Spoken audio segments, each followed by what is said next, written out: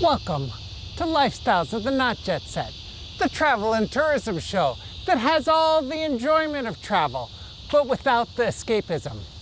Today, I'm in one of my favorite American cities, taking a walk-run here in the evening, Memphis, Tennessee.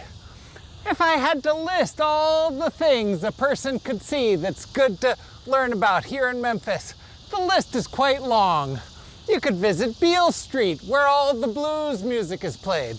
You could visit a barbecue joint, like the Central Barbecue, where my friends and I had a beer and some good food just last night. You could take a walk right here along the Hanrahan Bridge that joins Tennessee with Arkansas and enjoy the vistas of the river and thinking about all the history that happened here. You could see the American Civil Rights Museum at the Lorraine Motel, where Martin Luther King was shot. For each of these things, there's a poignancy to the history that's all around us that we could be oblivious to if we ignore the issues of our own time.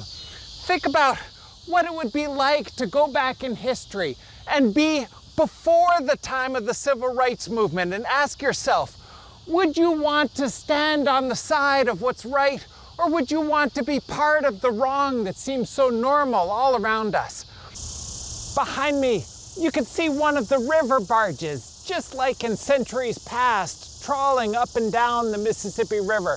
The great roadway into the heart of the country before there were railroads and before there were roads. How should one arrive in Memphis, I ask you? Should you arrive by airplane, getting here in an instant? Right near this spot, Alexis de Tocqueville, the great European observer of American society who really understood what made Americans tick, stood on this very spot and watched the relocation of the Choctaw Indians under the cruel, cruel policy of Andrew Jackson. He stood here and reflected on the great wrongs of his own time. Can you arrive here by airplane, or do you have to take the trains?